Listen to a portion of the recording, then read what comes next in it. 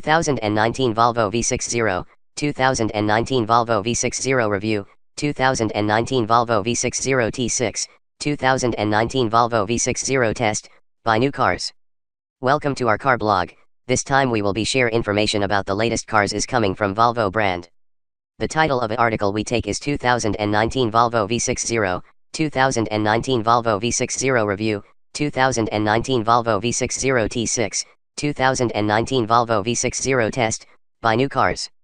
We will be try discuss details about this car, ranging from reviews, concept, redesign, rumors, exterior, interior, specs, changes, engine, colors, pictures, release date and also prices.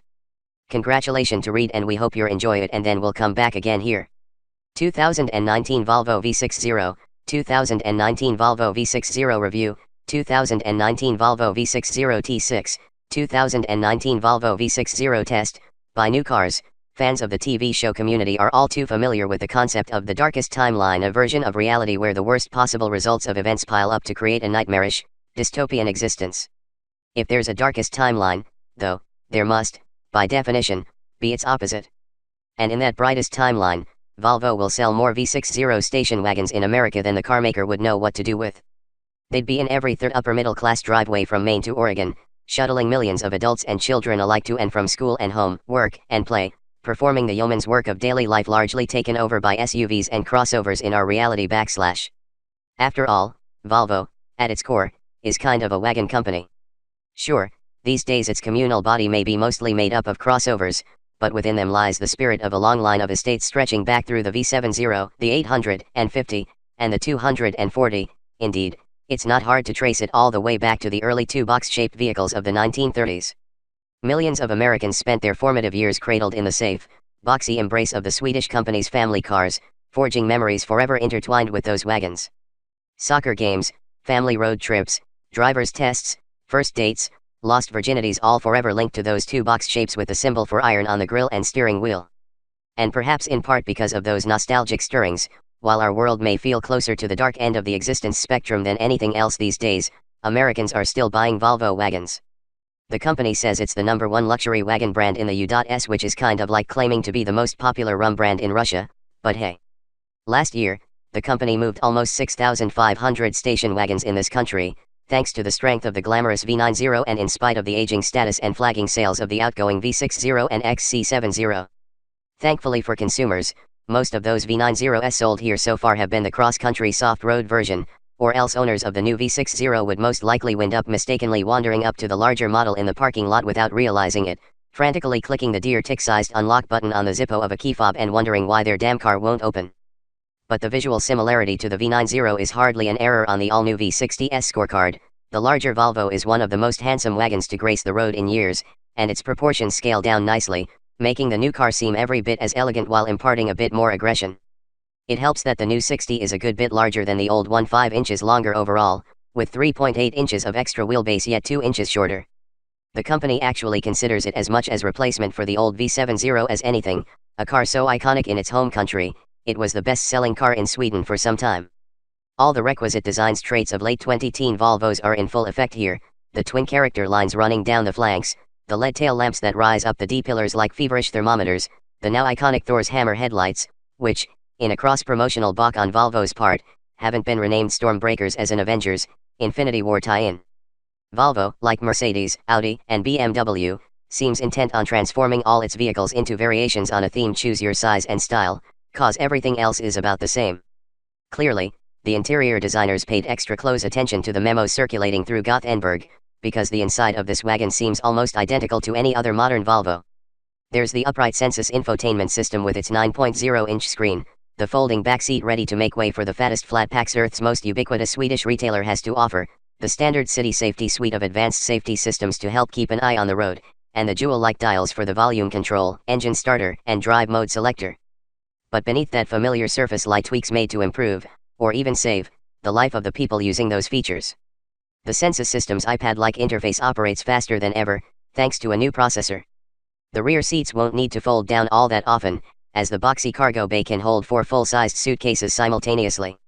And in addition to automatically braking for humans, cyclists, and megafauna, City safety can now slam on the brakes when it senses a car barreling straight on towards you.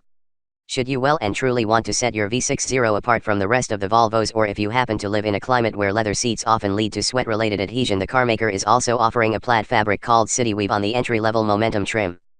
Volvo's US division fought hard to have the upholstery approved for America, and it wasn't hard to see why promptly upon dropping my butt into its cosseting caress.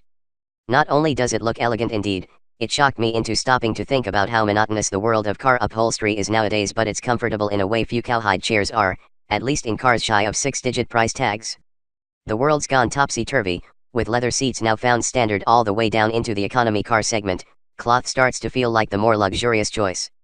While buyers in other markets will shortly be zooming about in V60s packing all sorts of powertrain combinations, including a short-lived turbo diesel version, soon to be euthanized as part of Volvo's plan to ditch oil burning altogether, US customers will be able to choose between a whopping 2 setups when the car hits American streets in early 2019, the front-wheel drive T5 using the company's turbocharged 2.0-liter inline-4 making 250 horsepower, and the all-wheel drive T6, packing the 316 HP twin-charged version of the same engine.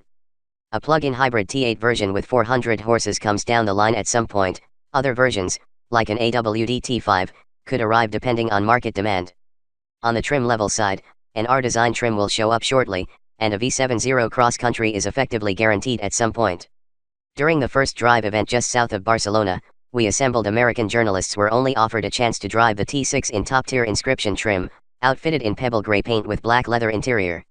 It was a color palette that seemed oddly well matched to the heavy sky that opened up with torrential rains just before we mounted up, forcing our Volvos to ford a flash flood that filled the seaside streets with a foot of water. Don't let those sleek lines fool you into thinking this wagon will hold its own against the likes of a Jaguar XF Sport brake on a back road. The V60, like any Volvo bereft of the Polestar badge, isn't meant to be a sporty car. Tellingly, the most engaging mode for the drive mode selector is called Dynamic, not Sport. On the narrow roads leading up and down the mountains that soar above Catalonia, it was hard to get into a driving rhythm with the car. The brakes bite too hard too fast, as though paranoid about panic stops. The 316 HP engine is merely adequate in terms of power delivery, and sounds as happy as a cat being bathed as it heads towards redline, and the body pitches about queasily in the turns at anything above 0.6 intensity. The V60 proved far happier on the open roads, cruising along at a relaxed lope of 80+ miles per hour with plenty left to give. Driven in a civilized way, the suspension that left the car rolling like the HMS Pinafore in the hills proved smooth and supple, as though the shocks were filled with Tempur-Pedic's finest. The steering has the well-oiled feel of mechanical perfection, the nicely dampened weight that automotive writers would have described as premium before car makers beat the word to death through overuse. The seats heated, cooled, and massaging in our fully loaded test cars felt ideal for racking the miles, as did the Dante Call-It Autopilot Pilot Assist semi-autonomous cruise control system. Unlike Cadillac's Super Cruise, it still requires a hand on the wheel, but what else were you planning on doing with your hands while driving? And the Sensus infotainment array, already one of the best in the industry, is bumped up another notch with the new processor, making it one of the few such setups that truly feels as responsive as the smartphones that set our expectations for what tiny touchscreen tablets should do.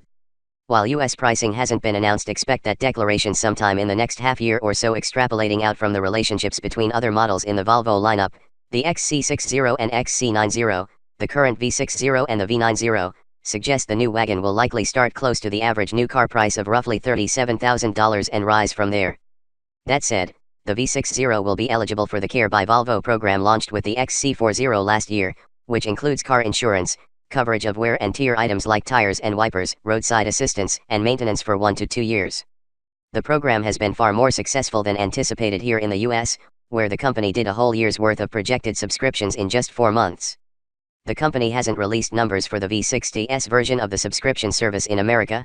In Europe, however, the XC40s Care by Volvo runs €699 a month versus $600 here, so if that gap remains, the V60s Euro 850/MO plan should translate to around $750 to $800. At those prices, it's hard not to see the appeal. So perhaps this new station wagon will be the one to break the crossover tide, the one to pull people back to smaller, more efficient cars. Maybe the Volvo V60 will be the one to push us towards a brighter reality. Then again, given the XC60 is, by Volvo's own numbers, 20-30 times more popular than the outgoing V60 was, we may be stuck in this darker, SUV-clogged timeline for a while. Base price, less than the V90, more than the XC40. Powertrain, As tested 2.0-liter supercharged and turbocharged inline 4, 316 horsepower, 295 pound-foot of torque, 8-speed automatic, all-wheel drive. 0 to 60 miles per hour, the V90 T6 AWD does 5.8 seconds with the same powertrain, so let's say 5.5 seconds. Fuel economy, TBD MPG, but mid-20s in town and low to mid-30s on the highway sounds about right. Cargo room, 18.7 cubic feet with seats up, 48.1 with second row folded flat. Thanks.